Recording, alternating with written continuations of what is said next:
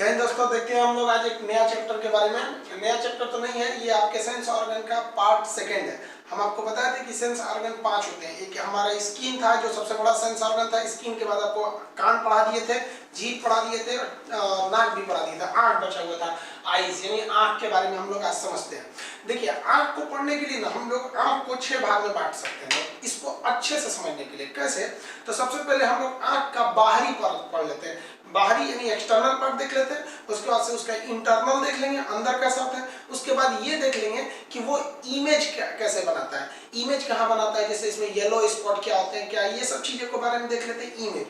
Image के बाद हम लोग देख लेते हैं आंख में कौन कौन सी ग्रंथियां होती हैं, कीचड़ कौन बनाती है या फिर आंसू कौन बनाती है, लैक्रिमल ग्रंथि। उन ग्रंथियों के बाद एक और क्वेश्चन आता है आपका, आंखों की तुलना कैमरे से करा देता है। डायफ्राम किसकी तरह होता है, आइरिस किसकी तरह होता है, पिपल्स किसके होता है, तो ये कैमरे से तुलना करके। उसके बाद आंख का एक और पार्ट होता है जो फिजिक्स में पढ़ना होता है, जिसमें बीमारी के बारे में पढ़ना है, दूर दृष्टि, निकट दृष्टि, ये सब के बारे में, मोतियाबिंद वगैरह ये सब क्या क्या चीजें होती हैं, तो उसके बारे में। देखिए, इसमें 2 बीमारियां ऐसी हैं जो बायोलॉजी में पढ़ना है, जिसमें 2 बीमारी कौन कौन सी, एक डाल्टोनिज्म है और एक आपका ये कलर ब्लाइंडनेस है। तो ये इससे एक बीमारी है, इसको बारे में हम लोग को बायोलॉजी में ही पढ़ लेना है, तो उसको हम इसके लास्ट में समझाएंगे। स्टार्ट करते हैं आंखों की बाहरी परत यानी एक्सटर्नल, आंखों का बाहरी परत में। तो एक्सटर्नली हमको जो दिखता है वो आंख का सबसे बड़ा तो ये दिखेगा व्हाइट वाला भाग, ये स्क्लेरा।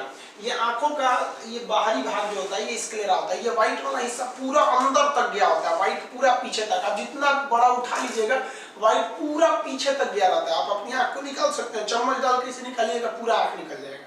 तो वो व्हाइट वाला हिस्सा स्क्लेरा दिखेगा। तो वो स्क्लेरा को हम लोग कहते हैं श्वेत पटल, ये आंखों का सफेद भाग होता है। तो देखिए, आंखों का जो व्यास होता है, यानी हम पूरा आंख को निकाल के व्यास नापेंगे तो 2.3 सेंटीमीटर होता है। आंख को 6 मांसपेशियां जो होती हैं वो पकड़ी रहती हैं। आंख में कुल मांसपेशियों की संख्या 6 हो जाती है। अब आंख का ये जो काला वाला जो भाग दिख रहा है, ये बड़ा सा जो भाग है काला वाला, उसको हम लोग कहते हैं आइरिस या परितारिका। काला वाला भाग आइरिस होता है, परितारिका। इसको समझिएगा ये क्या होता है। ये 3 कलर के हो सकते हैं, ब्लू हो सकते हैं, एसोलिया की तरह ब्लैक हो सकते हैं और ब्राउन हो सकते हैं। ये 3 कलर के हो सकते हैं, ब्लू, ब्लैक और ब्राउन। इसके अलावा ये किसी और कलर का नहीं होता है। अभी ये करता क्या है, तो ये प्रकाश की मात्रा को नियंत्रित करता है, कितना प्रकाश जाना चाहिए और कितना नहीं जाना चाहिए। अब ये कैसे नियंत्रित करेगा, अगर बहुत तेज रोशनी है तो अधिक प्रकाश में ये सिकुड़ जाता है और कम प्रकाश में ये फैल जाता है। तो ये इसकी सबसे बड़ी खासियत होती है। जैसे अधिक प्रकाश आया तुरंत सिकुड़ जाएगा और जैसे प्रकाश कम आया तो ये धीरे धीरे फैल जाएगा। अब इसमें एक खराबी क्या होती है, देखिए, इसके सिकुड़ने की स्पीड बहुत तेज होती है। जैसे अधिक प्रकाश आएगा तुरंत सिकुड़ जाएगी। जैसे अगर कोई कैमरे का फ्लैश लाइट जलाता है ऐसे, आंख तुरंत सिकुड़ जाती है, या धूप में देखेंगे तो ऐसे आंख तुरंत सिकुड़ जाएगा। अगर मान लीजिए अधिक रोशनी में खुला रह जाएगा तो फिर आंखों को खराब होने का खतरा हो जाता है। इसलिए ये नेचुरल है कि जैसे तेज होगा ये तुरंत क्या हो जाता है, सिकुड़ जाता है। लेकिन इसके फैलने की जो स्पीड होती है वो बहुत धीमी होती है। ये धीरे धीरे फैलता है, सिकुड़ तो तुरंत जाता है, फैलता है धीरे धीरे। इसी वजह से जब आप ठंड के दिन में छत पर रहते हैं, धूप सेकते रहते हैं, और जब आप नीचे आते हैं अंधेरे कमरे में तो कुछ देर तक आपको नहीं दिखता है। क्यों?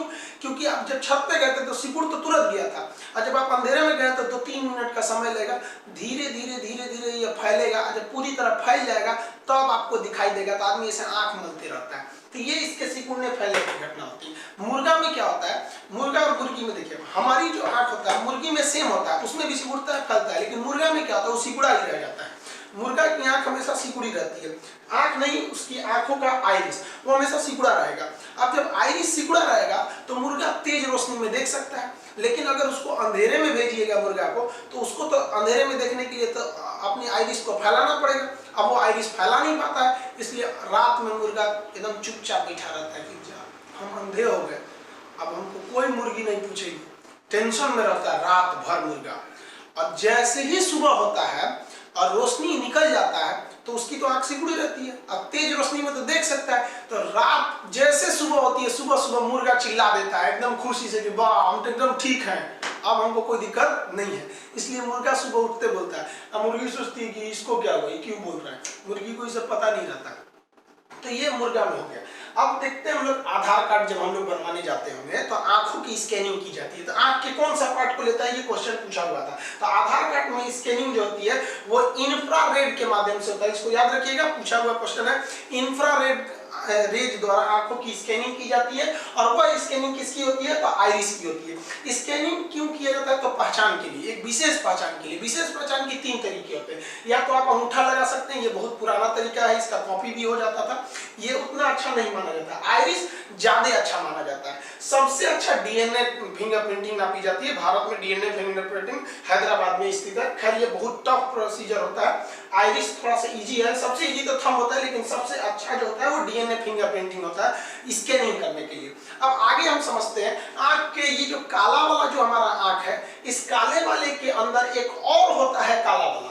तो ये जो आइरिस होती है तो 3 कलर का हो सकता है, लेकिन जो पुपिल होती है, पुतली, ये केवल और केवल ब्लैक कलर की हो सकती है, दूसरे किसी कलर की नहीं होती है। ये भी फैलती है और सिकुड़ती है। कैसे? जब ये ब्लू वाला, जैसे हम इस फिगर में ब्लू बनाए, आइरिस फैलेगा तो पुपिल्स भी फैलेगा, आइरिस सिकुड़ेगा तो पुपिल्स भी सिकुड़ेगा।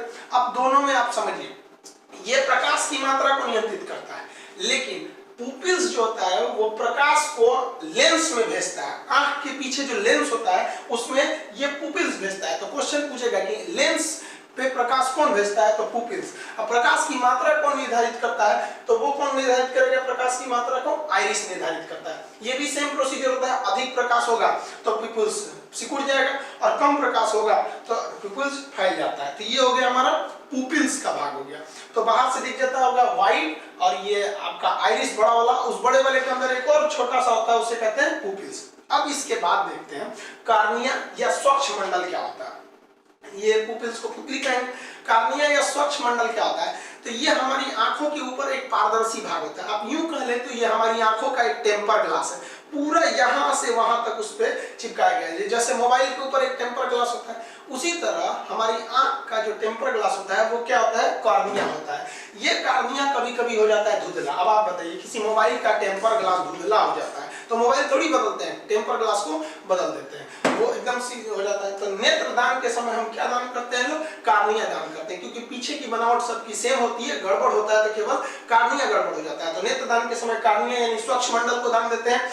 ये देखिए, ये प्रकाश को आंख में भेजता है। यहाँ क्वेश्चन फंस जाता है, कहेगा कि प्रकाश को आंख में कौन भेजेगा? तो कॉर्निया भेजता है, ये पूरी आंख में यही भेजता है। लेकिन कहेगा प्रकाश को लेंस में कौन भेजता है? तो लेंस में भेजने का काम आइरिस के बीच का पुतली करता है, पुपिल करता है, और ये आंख में भेजता है। ये पारदर्शी होता है, नेत्रदान के समय इसी को दिया जाता है। व्हाइट वाला भाग क्या कहलाता है? स्क्लेरा। कभी कभी आंख में चोट लग जाती है या आंख को ज्यादा मल जाते हैं तो स्क्लेरा हल्का सा लाल हो जाता है। स्क्लेरा जब हल्का लाल होने लगता है तो उसको हम लोग कहते हैं कंजक्टिवा। हल्का सा लाल हो जाता है, कभी कभी आंखें हल्की लाल हो जाती हैं, तो इस पोर्शन को हम लोग कहते हैं कंजक्टिवा कहते हैं। क्या कहेंगे? तो कंजक्टिवा। कंजक्टिवा आंखों का लाल भाग हो जाता है। यहां समझ में आ गया?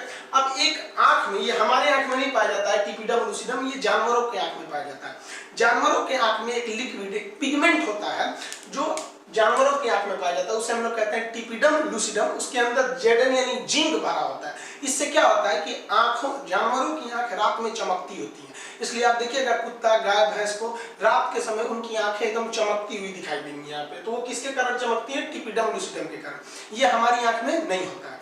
तो ये आंख का बाहरी भाग हो गया जो हम बाहर से देख सकते हैं। ये कंजक्टिवा के कारण आंख जो होती है लाल हो जाती है। लाल आंख मतलब होता है सुर्ख। उर्दू में लाल को क्या कहते हैं? सुर्ख कहते हैं। जैसे गाना सुने होंगे, सुर्ख आंखों में काजल लगा है, रुख पे वादा सजाए हुए हैं, ऐसे आए हैं मैयत पे मेरी जैसे शादी में आए हुए हैं। तो ये हम लोग का बाहर, ये कंजक्टिवा हमेशा नहीं रहता है, वो जब लाल होगा तो ही कंजक्टिवा बनेगा, अदरवाइज में कंजक्टिवा नहीं बनता है। अब इसका एक ये बाहरी भाग हो गया। अब आंतरिक भाग देखते हैं, इसका एक स्क्रीनशॉट ले लीजिए जब तक। देखिए, अब आंखों का हम लोग बाहरी भाग देख लीजिए। अब आंखों का आंतरिक भाग देखते हैं, इनर पार्ट ऑफ आईज देख लेते हैं हम लोग, आंखों का आंतरिक भाग। तो देखिए, यहाँ तक तो हम देख लिए थे आइरिस तक, ये बाहर वाला भाग। हम इसको हम लोग इससे पे बना दिए, आइरिस इधर हो गया। तो आइरिस के आगे का हिस्सा हम लोग देखते हैं। लोग आइरिस के अंदर क्या होता है? जैसे आंख के आइरिस के अंदर होता है लेंस, ये होता है लेंस। जैसे ये ब्लू कलर का लिख दिए, ये लेंस होता है। ये लेंस उत्तल लेंस की तरह होता है। आंखों का लेंस जो होता है वो कैसा होता है? उत्तल होता है। ये लेंस जो होता है उत्तल, यानी कन्वेक्स लेंस होता है, उत्तल लेंस होता है। अब ये जो लेंस होता है, ये उत्तल लेंस, ये लेंस जो होता है प्रकाश को केंद्रित करता है। जितना जितना भी प्रकाश जाता है उसको केंद्रित करके रेटिना पे देता है, यानी फोकस करके रेटिना पे देने का काम करता है लेंस। लेंस उत्तल लेंस की तरह होता है, सर्वाधिक चमकीला भाग होता है। आंखों का सर्वाधिक चमकीला भाग लेंस होता है, इसका अपवर्तनांक 1.4 होता है ये लेंस। इस लेंस को दो काम होता है, एक इसकी सुरक्षा देना होता है, एक इसको पकड़ने का काम होता है। तो इस लेंस को पकड़ने का काम करती है सिलियरी मांसपेशियां। अब सिलियरी मांसपेशी को हम लोग पक्षाभी पेशियां कहते हैं। सिलियरी मांसपेशी इस लेंस को पकड़ने का काम करती रहती है। अब ये पकड़ने का लेंस को क्या करती है, समायोजित या सामंजस्य या पकड़ने यानी सहारा देने का काम करती है। ये बहुत जरूरी मांसपेशी है, इसी के द्वारा हम लेंस को समायोजित या सामंजस्य करते हैं। जैसे अगर कोई दूर की वस्तु है तो दूर की वस्तु को देखेंगे तो उसका जो इमेज आएगा या जो उससे लाइट रिफ्लेक्ट हो रही है वो तो खुद ही कम हो जाएगी और उसमें से लेंस मोटा हो जाएगा तो अंदर ही नहीं जा पाएगा। इसलिए जब भी कोई वस्तु दूर की होती है तो दूर वस्तु पर को देखने के लिए सिलियरी मांसपेशी ऊपर उठ जाती है। अब जैसे सिलियरी मांसपेशी लेंस को पकड़ी और ऊपर उठेगी तो किसी चीज को पकड़ के ऊपर उठाएगा तो चीज पतला हो जाएगा। तो दूर की वस्तु को जब देखना होता है तो दूर की वस्तु को देखने के लिए लेंस पतला हो जाता है। अब पूछेगा कि लेंस क्यों पतला हो जाता है, तो सिलियरी मांसपेशी जो होती है वो खिंच जाती है, ऊपर की ओर से खिंच जाती है। जैसे खिंच जाएगी तो लेंस पतला हो जाएगा, प्रकाश अंदर पहुंच जाएगा। इसलिए जब किसी चीज को क्लियर देखना होता है तो पतले लेंस से क्लियर दिखेगा, मोटा लेंस से ना दूर तक नहीं दिख पाएगा।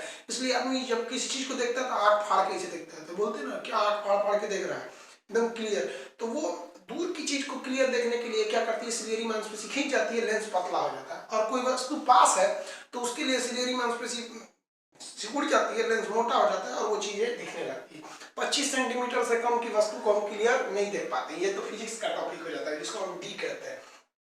तो ये हो गया आपकी सिलियरी मांसपेशियां। अगला देखते हैं कोरॉइड क्या होता है, रक्त पटल कहते हैं। कोरॉइड क्या होता है, देखिए ये वाला जो हिस्सा होता है कोरॉइड होता है, ये रेटिना के अंदर तक गया होता है, पूरा पीछे तक कोरॉइड। ये लास्ट की एक परत जो है इस परत को हम लोग कहते हैं कोरॉइड। ये पूरे आंख में स्पेशली रेटिना में, क्योंकि पीछे का भाग रेटिना होता है वो आगे समझेंगे हम लोग।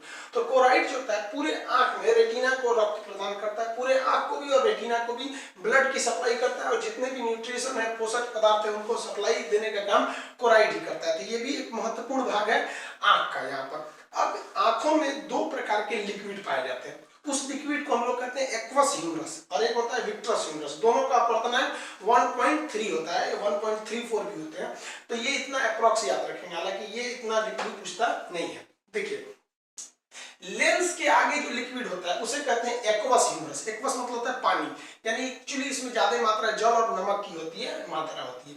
तो ये होता है एक्वस ह्यूमरस। एक्वस ह्यूमरस को हम लोग कहते हैं नेत्रोद। ये लेंस की क्षमता की रक्षा करता है, लेंस को रक्षा देने का काम यही करता है। और रेटिना के आगे जो भरा होता है लिक्विड उसे हम लोग कहते हैं विट्रस ह्यूमरस। विट्रस ह्यूमरस कांच की तरह होता है, अतः इसे कक्षाभ कहते हैं। विट्रस ह्यूमरस आंखों का 80% भाग में पाया जाता है। यह आंखों का टोटल एरिया का 80% खुद ही रोक लेता है विट्रस ह्यूमरस। यही विट्रस ह्यूमरस आंख को गोल आकार प्रदान करता है और उसे पचकने से बचाता है, ये विट्रस ह्यूमरस। अब कभी कभी आंख में चोट लग जाती है तो सुनते होंगे कि आंख बह गया किसी का, तो चोट लग जाएगा तो विट्रस ह्यूमरस लिक्विड निकल जाएगा तो आंख एकदम पचक के धंस जाएगा। तो ये आंखों को सपोर्ट प्रदान करने का काम करता है, लेंस की रक्षा करता है एक्वस ह्यूमरस, रेटिना की रक्षा करता है विट्रस ह्यूमरस, आंखों को एक गोल आकार प्रदान करता है। ये हमारा पीछे का विट्रस ह्यूमरस। तो ये हिस्सा देखिए, ये आगे का फ्रंट पोर्शन हम देखे थे, ये काला वाला पिपल्स हो गया, ये घेरे जो है वो आइरिस हो गया यहाँ पे। अब हम लोग ये वाला हिस्सा देखें। अब बच गया इमेज कहाँ बनेगा, तो इमेज बनेगा रेटिना पे, तो रेटिना पीछे होता है। तो ये जो ग्रीन हिस्सा हम बनाए हैं ये रेटिना का है, ग्रीन हिस्सा जो होता है वो रेटिना का होता है। तो रेटिना के बारे में हम लोग समझ जाते हैं, रेटिना के बारे में, क्योंकि इमेज जो बनता है वो रेटिना पर बनता है। इसका जब तक आप एक स्क्रीनशॉट ले लीजिए तब रेटिना पे बढ़ते हैं आगे। चलिए आंखों के हम बीच का भाग देख लिए थे, बाहर का भाग देख लिए थे, अब आंखों के पीछे का भाग देखते हैं। तो हमारी आंख का जो एकदम पीछे का भाग होता है, एकदम लास्ट का पोर्शन होता है, वो बहुत इंपॉर्टेंट होता है। रियल में वहीं पे इमेज बनता है। जैसे आप इस फिगर में देख रहे होंगे जो ग्रीन पार्ट है ना, यही हमारा रेटिना है। तो रेटिना आगे नहीं होता है, रेटिना एकदम पीछे होता है। यहाँ पे ग्रीन पार्ट जो है वो क्या चीज है, हमारा रेटिना। हिंदी में इसको क्या कहते हैं, दृष्टि पटल। ये एक तरह से पर्दा होता है, जिस तरह से हम लोग प्रोजेक्टर चलाते हैं, तो प्रोजेक्टर लाख आपका अच्छा, पर्दा अच्छा नहीं रहेगा तो फिगर अच्छा बनेगा। अब जैसे मान लीजिए प्रोजेक्टर को दीवार पे चलाएंगे तो अच्छा नहीं बनेगा, और उसी प्रोजेक्टर को सफेद रंग के पर्दा पे चलाएंगे तो कितना अच्छा बनता है। तो यही हमारे आंखों के ये पीछे एक तरह का पर्दा होता है, स्क्रीन का काम करता है जहाँ फोटो बनता है। जैसे कैमरा में पहले एक रील होता था, आप फोटो खींचेंगे तो रील पे जाके फोटो बन जाता था, रील नहीं रहेगा तो कुछ कुछ करते रहिए, क्या मतलब, तो आपका रेटिना ही खराब हो जाएगा, तो इमेज ही नहीं बनेगी किसका फोटो है किसका फोटो नहीं है। आजकल तो कैमरा में रील नहीं है, मेमोरी कार्ड है। मान लीजिए आपके मोबाइल में इंटरनल मेमोरी नहीं है, तो अब आप मेमोरी लगाएंगे, फोटो खींचेंगे तो इमेज चला जाएगा मेमोरी में, मेमोरी निकाल दीजिए और बिना इंटरनल मेमोरी के आप मोबाइल से खींचते रहिए, फोटो ही नहीं आएगा। उसी तरह से जैसे हमारा कैमरे से इमेज बनता है मेमोरी कार्ड या रील पर, वैसे ही हमारी आंख से इमेज बनता है, फोटो प्रतिबिंब बनता है रेटिना पर। रेटिना पे जो इमेज या प्रतिबिंब बनता है वो वास्तविक बनता है। अब ये वास्तविक प्रतिबिंब फिजिक्स के ऑप्टिक्स चैप्टर में पढ़ना है, यहाँ पे नहीं। अब जितना भी वास्तविक प्रतिबिंब होते हैं वो उल्टा होते हैं। अब उल्टा होते हैं तो हमको दिखता सीधे कैसे, तो ये काम ब्रेन करता है, उस उल्टा को सीधा दिखाने का काम ब्रेन करता है। और इमेज हमेशा जो होता है ना वस्तु से छोटा बनता है, हाथी को देखेंगे तो हाथी बराबर इमेज थोड़ी बनेगा, मतलब वस्तु से रियल में थोड़ा सा छोटा बनता है इमेज। आंखों की साइज की अगर बात करेंगे तो यहाँ आंख से दो क्वेश्चन पूछ जाते हैं कि कौन से जीव है जिसका आंख शरीर के बाहर रहता है। तो जैसे इसमें एक चींटी आंसर होता है, चींटी का आंख जो होता है ना शरीर के बाहर होता है, 360 डिग्री देख सकते हैं बाहर पे ऐसे घुमा के। और साइज के हिसाब से अगर देखेंगे तो हिरण का शरीर और उसकी आंख ये साइज के हिसाब से बड़ा होता है। जैसे हमारे शरीर का रेशियो और आंख का रेशियो इस हिसाब से देखेंगे तो हिरण हो जाता है, और हाथी की बात करेंगे तो सबसे छोटा हो जाता है। इतना बड़ा साइज इतनी छोटी सी आंख होती है, तो ये तो कोई बहुत बड़ा क्वेश्चन नहीं होता है। अब हम समझते हैं 2-3 स्पॉट बनते हैं, एक येलो स्पॉट होता है, एक फोबिया होता है, और एक होता है आपका ब्लाइंड स्पॉट। तो देखिए येलो स्पॉट क्या होता है, रेटिना पे तो इमेज बनेगा। अब इमेज रेटिना पे बनेगा तो कहां पर अच्छा इमेज बनेगा, तो रेटिना के बीच का भाग कहलाता है येलो स्पॉट। यहाँ पर येलो स्पॉट जो है वो हम यहाँ बना दिए हैं, ये वाला जो चीज है ये है आपका येलो स्पॉट। येलो स्पॉट को हम लोग मैकुला भी कहते हैं, येलो स्पॉट को हम लोग मैकुला कहते हैं। तो यहाँ लिखे हुए येलो स्पॉट या मैकुला, तो ये रेटिना के बीच का भाग येलो स्पॉट कहलाता है, जिसे हम लोग कहते हैं मैकुला कहते हैं।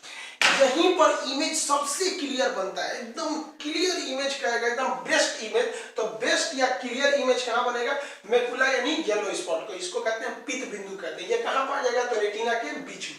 तो देखिए इमेज जो बना वो रेटिना पे बना, इस रेटिना पे बनने वाली इमेज में सबसे बेस्ट इमेज कहाँ बना, मैकुला पे।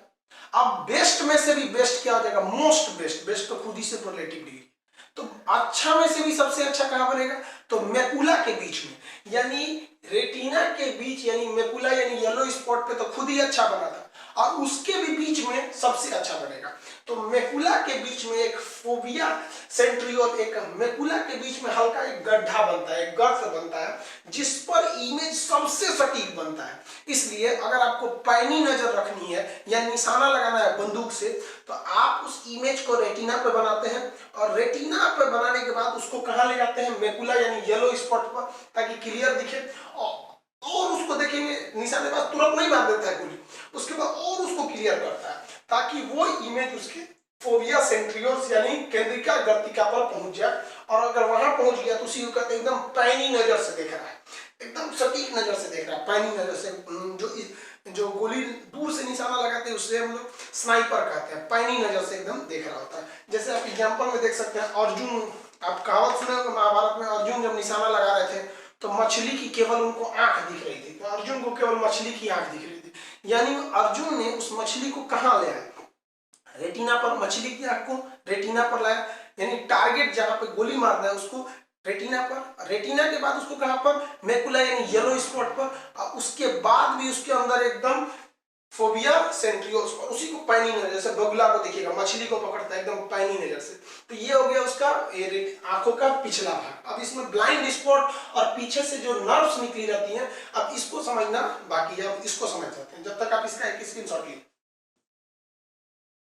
हम लोग आंखों के पीछे का भाग देख लिया, अब देखते हैं ये जो इमेज बना है, इमेज तो देख लिए कि रेटिना पे बना यानी फोटो, उसको ब्रेन तक कौन ले जाता है, इसको समझते हैं। तो देखिए सबसे पहले चीज हम समझते हैं ब्लाइंड स्पॉट या अंध बिंदु क्या होता है। अंध बिंदु क्या होता है, देखिए ब्रेन से कुछ नसें निकली रहती हैं, उन्हें हम ऑप्टिकल नर्व्स कहते हैं। वो नसें जब प्रवेश करती हैं रेटिना में, तो रेटिना को फाड़ कर जैसे अंदर प्रवेश करती है, तो उसी जगह को हम लोग कहते हैं ब्लाइंड स्पॉट। वहां प्रकाश नहीं पहुंचता, इसलिए उसे क्या कहते हैं, ब्लाइंड स्पॉट कहते हैं। अब वही हो गया ब्लाइंड स्पॉट। ब्लाइंड स्पॉट के बाद ये नसें बिखर जाती हैं, नसों के इस बिखरे हुए समूह को हम रेटिना कहते हैं। तो एक्चुअली रेटिना कोई अलग चीज नहीं है। रेटिना जो है वो इन्हीं ऑप्टिकल नर्व्स का एक बिखरा हुआ रूप है, और जो एक समूह में चला जाता है तो ऑप्टिकल नर्व्स हो जाता है। जैसे आप समझिए महिलाओं का जो बाल होता है वो ऐसे बिखरा हुआ रहता है, और उसको एक ही में झुंड बना के चोटी निकाल दिया जाता है, तो चोटी को आप समझिए ऑप्टिकल नर्व्स है। ये जो बाल ऐसे बिखरा हुआ है उसको समझिए रेटिना है। तो रेटिना क्या होता है? ऑप्टिकल नर्व्स का बिखरा हुआ। तो जहां से वो बिखरना चालू करता है उसी को हम क्या कहते हैं? ब्लाइंड स्पॉट कहते हैं। ब्लाइंड स्पॉट, ये गोल जहां बना दिए ये ब्लाइंड स्पॉट है। अब इसके पीछे जो रहती है वो ऑप्टिकल नर्व्स होती है सर। ऑप्टिक नर्व्स यानी प्रकाशिक तंतु क्या होता है? प्रकाशिक तंतु ही जो होता है जो रेटिना पर इमेज बना है, रेटिना पे जो फोटो बना है उसको ब्रेन तक कौन ले जाएगा? आखिर मान लीजिए फोटो बना है, अब किसका फोटो है? आदमी ध्यान से देखिएगा ना, किसका फोटो है? तो ये आंख थोड़ी ना याद रखा है ये कौन है, ये तो आंख याद रखा है, ब्रेन याद रखा है। तब तो आदमी देखता है लड़का से कि कौन है, तब कदर पहल की है। तो वही ये ब्रेन जाता है उसको बताने के लिए। तो ऑप्टिक्स नर्व्स क्या होता है? ये रेटिना पर बने इमेज को ब्रेन तक लेके जाता है। ये ऑप्टिक्स नर्व्स को जब वैज्ञानिकों ने जूम करके देखा माइक्रोस्कोप से, तो देखा ना कि ये जो होती है ये लंबी होती है, जैसे हमारा बाल होता है लंबा लंबा, लेकिन कुछ लंबी भी होती है और कुछ छड़ के समान भी होती है। यानी ये जो ऑप्टिक्स नर्व्स है इनका समूह एक लंबा लंबा भी था और कुछ इसे गोल गोल भी थे सब। गोल यानी ये शंकु के समान भी थे सब यहाँ पे। तो ये जो ऑप्टिक्स नर्व्स है ये दो प्रकार की थी, एक लंबी लंबी थी और एक शंकुआकार थी। तो शंकुआकार जो थी उन्हें कहा गया कोन, यानी शंकु, ये कोन के समान होती है सब। अब इसका याद कैसे रखिएगा?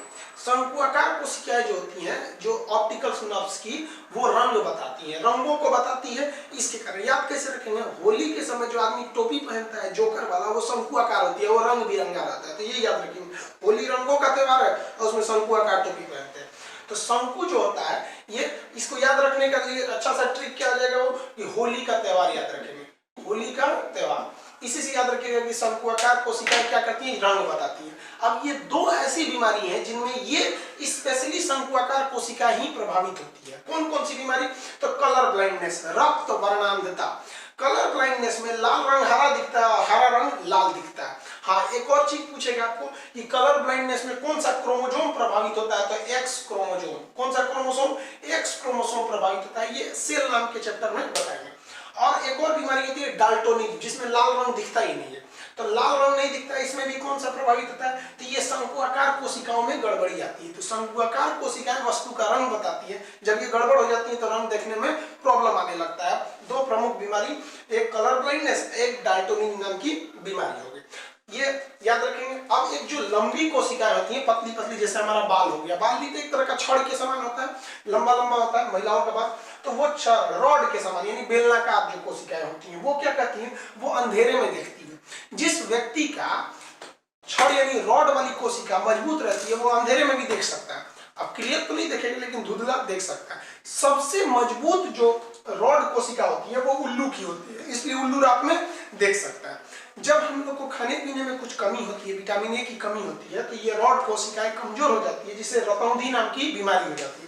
ये रतौंधी बीमारी किसके कमी से होती है? विटामिन ए की कमी से होने लगती है।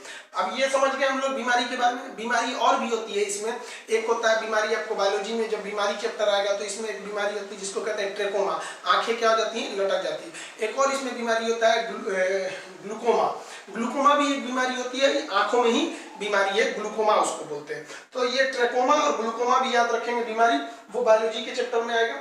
और ये दो इधर बीमारी है, इसको याद रखेंगे। अब आंख का हम संपूर्ण भाग देख लिए, आगे से आगे पिछला इमेज वगैरह बीमारी देख लिए हम लोग, ग्लूकोमा, ट्रेकोमा, ये इधर वाली बीमारी। आप लोग इसका जब तक एक स्क्रीनशॉट ले लीजिए, आगे बताते हैं कैमरे का। चलिए, हम लोग कैमरे के अलग अलग पार्ट्स की तुलना आंखों के अलग अलग अंगों से कर लेते हैं। जैसे हम लोग कैमरा से फोटो खींचते हैं तो वो फोटो कैमरा से होते हुए कहाँ बनता है? रील में बनेगा। अगर वो कैमरा रील यानी फिल्म वाला, रील वाला कैमरा नहीं है जिसमें पहले आप निगेटिव निकलता था, रील वाला कैमरा, रील देखे होंगे आप लोग, रील। तो अगर वो कैमरा रील वाला कैमरा नहीं है तो कहाँ बनेगा? मेमोरी कार्ड पर। तो उसी तरह हमारा इमेज आंख पर कहाँ बनता है? पीछे एकदम रेटिना पर। कहाँ बनेगा? एकदम रेटिना पर। तो फिल्म यानी रील किससे तुलना कर देगा? रेटिना से। अब एक बात बताइए, अगर ज्यादा प्रकाश आ रहा है तो उसको कम करना है, या कम है तो ज्यादा करना है, ये कौन करता है? हमारा आइरिस प्रकाश की मात्रा को नियंत्रित करता है। हम आपको मुर्गा वाला एग्जांपल दिए थे। तो उसी तरह जो आइरिस काम करता है कैमरे में, वैसे डायफ्राम करता है। डायफ्राम को आप घुमा सकते हैं, बचा सकते हैं। ये जो डायफ्राम होता है वो कैमरे के आइरिस की तरह काम करता है। अब आप बताइए, आंखों के अंदर लेंस पर प्रकाश को कौन ले गया था? लेंस पर ले गया था पुपिल्स यानी पुतली। उसी तरह से कैमरे का लेंस तो अंदर होता है, उस पर कौन ले जाता है? तो कैमरे के आगे एक छेद रहना चाहिए ना, उस छेद को अपर्चर कहते हैं। तो कैमरे का अपर्चर आंखों की पुपिल्स की काम करता है। पुपिल्स आंख में, आंख के लेंस में ले जाता है, वो कैमरे के लेंस में ले जाता है। जो काम कैमरे का लेंस करता है यानी प्रकाश को केंद्रित करके भेजता है, वही काम हमारी आंखों का लेंस करता है, केंद्रित करके भेजता है। ये केंद्रित करके कहाँ भेजेगा? तो ये भेज देता है हम कहाँ पर? तो रील पर, जहाँ पे फिल्म पर। ये कहाँ बनता है? रेटिना पर भेज देता है। ये भेज देता है, ये भेजेगा रील पर, ये भेजेगा रेटिना पर। तो ये आंखों का पार्ट्स होगा। बाकी आंखों में और भी कुछ क्वेश्चन पूछते हैं, जैसे निकट दृष्टि दोष, दूर दृष्टि दोष, मोतियाबिंद, जरा दृष्टि दोष, ये सब पूछता है कि कब रेटिना के आगे इमेज बन जाता है, पीछे इमेज बन जाता है, क्षमता बढ़ जाती है, लेंस मोटा हो जाता है, पतला हो जाता है। तो ये सब फिजिक्स में पढ़ना है। आई होप कि आप लोग को आंखों के बारे में चैप्टर समझ में आ गया होगा। ये सेंस ऑर्गन का पार्ट सेकंड था, ये आप समझ गए होंगे। जय हिंद।